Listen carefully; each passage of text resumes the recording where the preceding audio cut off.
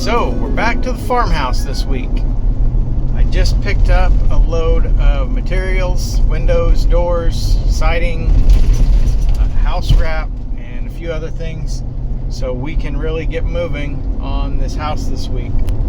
But one of the things I want to talk about real quick is one of the things that sometimes contractors have to deal with that people don't realize is I just spent 3 hours sitting in the store waiting for them to get an order ready that should have already been ready. This isn't meant to be a complaint, but informational piece, that things like drawing up plans and designs and figuring out materials lists, and there's a lot of things involved that aren't actually the time that we show up at your house to change your toilet or put in your new countertops or pull up your carpet or whatever the thing may be that we're doing.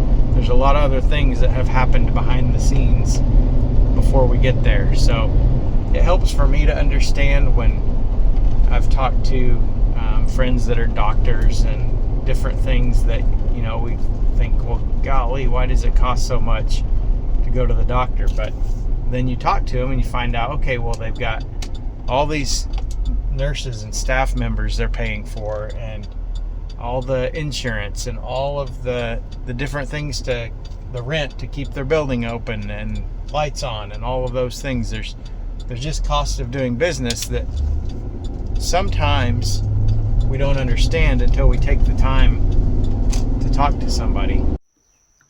All right, after a week off with family, we're back on the project.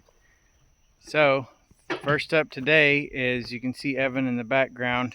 Got him pulling out all the nails that were left after I pulled all the siding off. There's, seems like millions of them, so he's going to be busy today. But he's going to work on that, and I'm going to get started on rebuilding that back wall, putting it all back in place, closing it in, and getting ready for siding.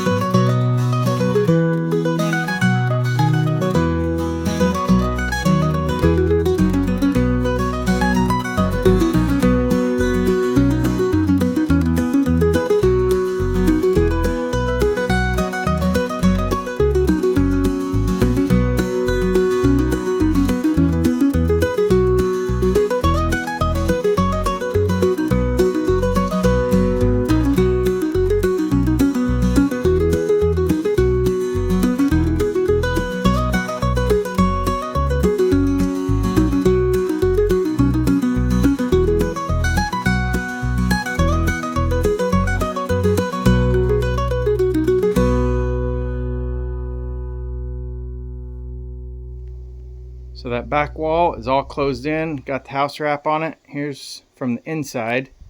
And I just want to show you and address some things that might come up in comments, that These old houses are not framed like modern houses.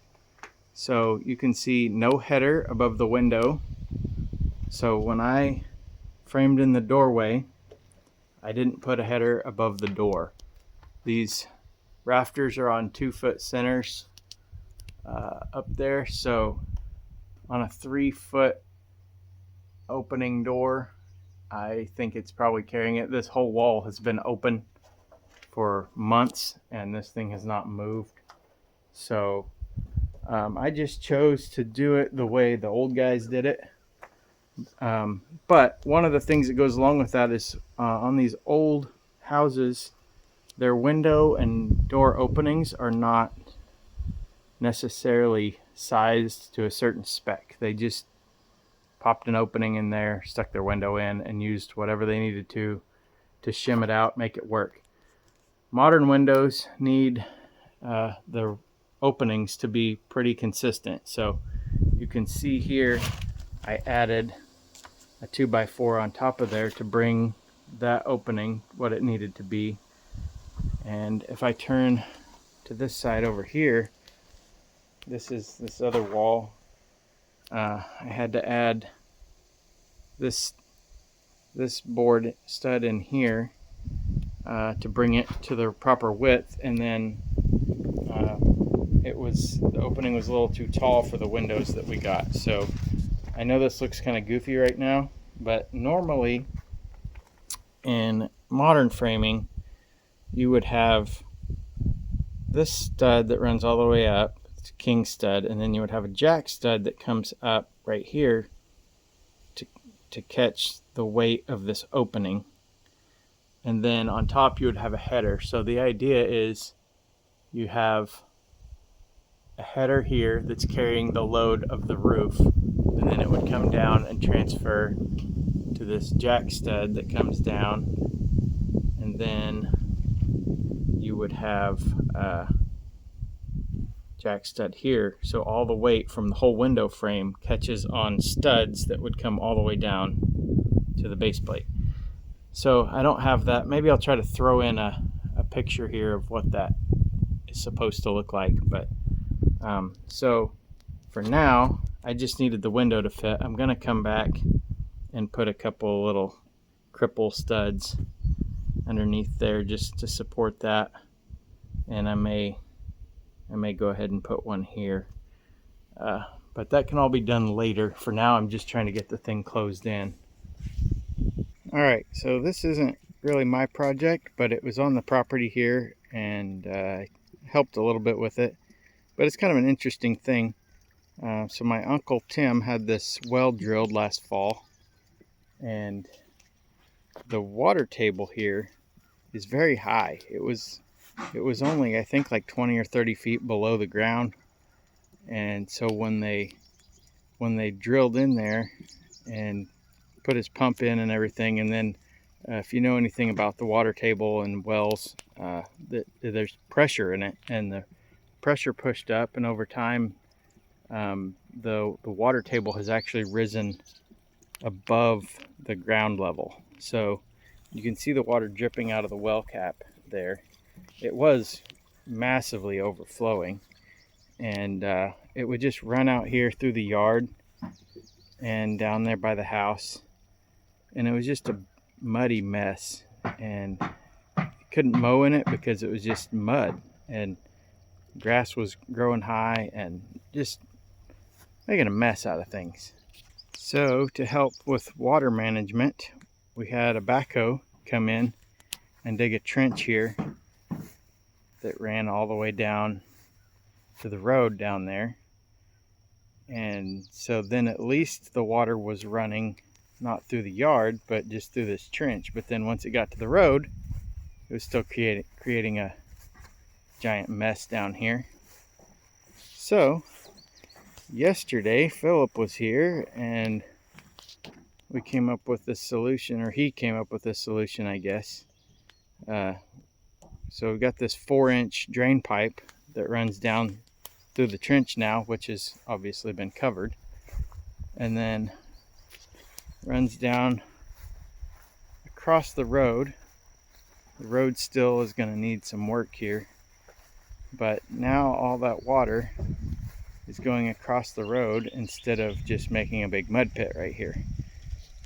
So still need to spread some more gravel out here and level this road out. Right now there's kind of a speed bump, but it's working.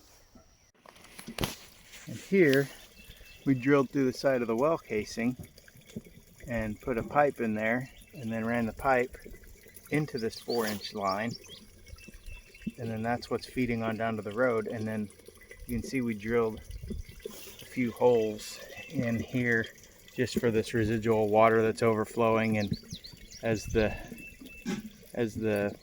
weather gets wet and dry, that may pick up a little bit. So anything that does overflow can go through those holes, and then this will be filled in with just loose gravel that the water can run through. So it'll be covered over, but it'll still drain out and hopefully not have a big muddy mess in the yard anymore. So once this gets dried up, it can be graded out and go back to being a yard. And you may think this is a little strange, the way that I have framed the bottom of this door. And it is a little strange, but this is the way they did it back then. In modern framing, you have a rim joist that runs all the way around the outside of the house. You build your floor structure first, and then you build your walls on top of it. In this case, they built the walls all the way down to the foundation, and so you have to have this little build up here for your floor. When I put the subfloor in there, that'll be for that to set on. So it's a little bit strange, but it works. In this house, you can kind of see it back there in the back. You have an interior rim joist, and then all your other floor joists will run into that to carry that load. And if you'll remember back to one of the earlier videos where that rim joist sits on that sill plate, and that's how you carry your floor structure. So I need to bring these joists or replace them and bring them to connect with that, and that's how you'll carry the load from your floor. Well, I think we finally reached the heat of summer after all the rain we've had and me complaining about rain pushing me back. Now it's just going to be hot. The last couple of days been 90 degrees, and that's what we're looking at for the next 7-day forecast. So I think the heat is here, but we press on. So I've been working on getting these openings here sized right so we can get this thing closed up. But I'll show you the other side and how much difference a roll of paper makes. Just like putting gift wrapping on. Makes it look already 10,000 times better. So that's going to do it for this week. Next week we should start seeing some big changes. Windows and doors going in, soffit and fascia going on. I do want to mention real quick though, if you watched last week's video and you learned a little bit more about me and our family's Christian heritage, I do want to mention my grandma has been in the hospital most of this week. She's doing better as of today, Friday. But I would ask if you're a praying kind of person, pray for her. At the time this video uploads on Saturday, she'll be 1 week away from being 90 years old. So she's lived a long life, but she may have more left in her. So she was up on her feet today and smiling, talking. So hopefully she'll get to go home in a couple of days and we'll get to celebrate her 90th birthday. Not many people make it that far, so it's kind of an exciting thing. Selfishly, I'd like her to make it until this house is done so she can see the transformation. But God may have other things in store for her, and that's all right. So we'll see you next week.